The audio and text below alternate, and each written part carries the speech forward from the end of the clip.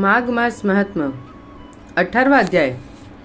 कांचन मालिनी ने कहा, हे राक्षस, मैंने तुम्हारे पूछने पर यह इतिहास तुझे सुना दिया है। अब मेरी शंका मिटाने को तुम भी अपना पूर्व इतिहास सुनाओ। किस पापी कर्म के प्रभाव से तुमको यह भयंकर योनि प्राप्त हुई है। तब राक्षस ने कहा, हे सुभगे, तेरा वृत्तांत बड़ा ही सुंदर और पापों को नष्ट करने वाला है। उसे सुनकर मेरे मन को बड़ी शांति प्राप्त हुई है।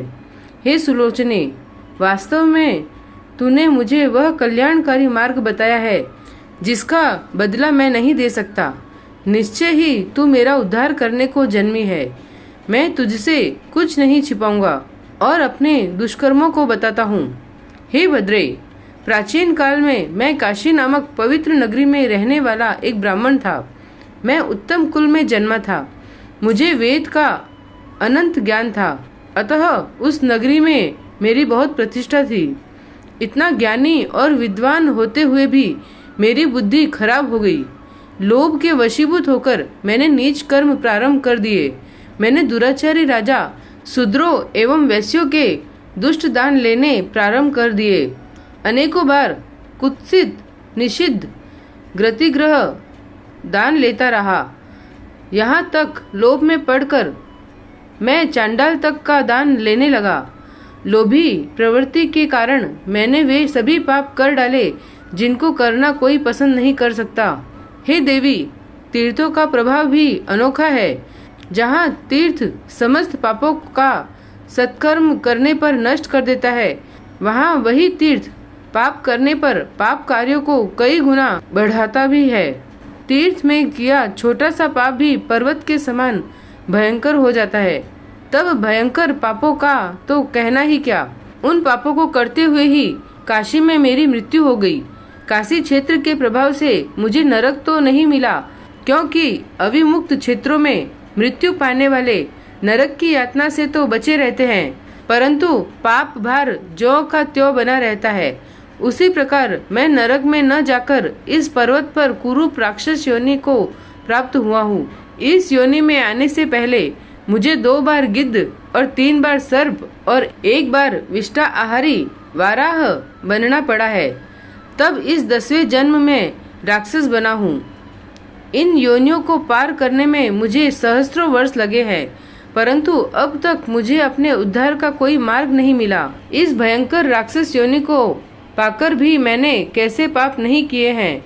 मैंने इस स्थान से 3 योजन के घेरे में कोई जीव नहीं जीवित रहने दिया। जो मिला उसे ही मार डाला। सहस्त्रों निरपराध जीवों की हत्या कर डाली है। इन पापों के कारण मेरा मन जलता रहता है। आज तुम्हारे दर्शन करके मुझे शांति मिली है। तीर्थ का फल समय पर प्राप्त होता है, परंतु सज्जन के दर्शन मात्र से तुरंत लाभ होता है। हे देवी, मैंने अपने चरित्र को स्पष्ट रूप से तुमसे कह दिया है। सज्जन दूसरे के दुख से दुखी होते हैं। आप ही मेरे उद्धार का मार्ग बताए। मैं इसी चिंता में पड़ा रहता हूँ कि मेरे कष्टों का अंत कैसे होगा। मैं तो इतना ही जानता हूँ कि सज्जन पुरुषों की सहायता से मुझ जैसे पापात्मा का भी निस्तार होगा। आप ही मेरे उद्धार का मार्ग बताए ताकि इस योनि से छुटकारा मिले। दत्तात्रेय जी ने कहा, हे राजन, उस राक्षस के उन वचनों को श्रवण कर कांचन मालिनी का हृदय दया से भर गया। उसने विचार करने के बाद उससे कहा, हे दैत्यराज, तुम चिंता मत करो, मैं तुम्हारी मुक्ति का उपाय करूंगी। मैंने अनेकों वर्षों से विधि पूर्वक माघ स्नान किए हैं। प्रयागराज पर मेरी अगाध श्रद्धा है। त्रिवेणी स्नान मुझे अपने प्राणों से भी प्रिय है। श्रद्धा पूर्वक मैंने त्रिवेणी के जल में स्नान करके धर्म के मर्म को समझा भी है। विद्वान धर्म को गुप्त रखने को कहते हैं और वेदज्ञ दुखी जनों को दान देने की प्रशंसा करते हैं। हे भद्र, जिस प्रकार समुद्र में होने वाली वर्षा का कोई महत्व नहीं होता, उसी प्रकार धर्म संचित करने का भी महत्व नहीं है। यदि मेरे धर्म से तेरा उद्धार हो सकता है तो मैं उसे सहर्ष देने को तैयार हूँ। इतना कहकर उस अप्सरा ने अपने गीले वस्त्र निचोड़कर अपने हाथों में वह जल लेकर अपने माघ स्नान का पुण्य उस बूढ़े राक्षस को दे दिया। हे राजन, माघ स्नान चमत्कारी प्रभाव को सुनो। कांचन मालिनी के पुण्य के प्राप्त होते ही उस राक्षस ने देह त्याग दी। प्रसन्न मुख वह जब विमान पर चढ़ा तो समस्त दिशाएं ज्योतिर्मय हो उठी। उस समय वह आकाश में दूसरे सूर्य के समान प्रतीत हो रहा था। तब उसने कांचना मालिनी की प्रशंसा करते हुए कहा, हे भद्र, मेरे पापों का कोई प्रायश्चित था या नहीं, यह तो प्रभु ही समझ सकता है, परंतु आपने पुण्य प्रदान करके मेरी गति बना दी है। अब आप कृपा करके मुझे नीति युक्त उपदेश प्रदान करें, ताकि मैं भविष्य में भी पापों से मुक्त रह सकूं। उसके इन वचनों को सुनकर कांचन मालिनी ने कहा, संसार में धर्म श्रेष्ठ है, अहिंसा श्रेष्ठ धर्म है। साधु संतों की सेवा, सज्जन समागम, कामदेव का हनन, पर निंदा का त्याग, सत्य भाषण और भगवान विष्णु और शंकर की आराधना प्राणी का कल्याण करने वाले हैं। माया ममता का त्याग कर संसार को नाशवान समझकर जीवन यापन करने वाले प्राणी योग में प्रीत लगाते हैं, उससे ही उनका कल्याण होता है। जो भी इन बातों का पालन करता है उसका ही जीवन सफल होता है। हे राक्षस, प्रभु प्रताप से तुमको दिव्य देह प्राप्त हुई है और तुम स्वर्ग को जा रहे हो।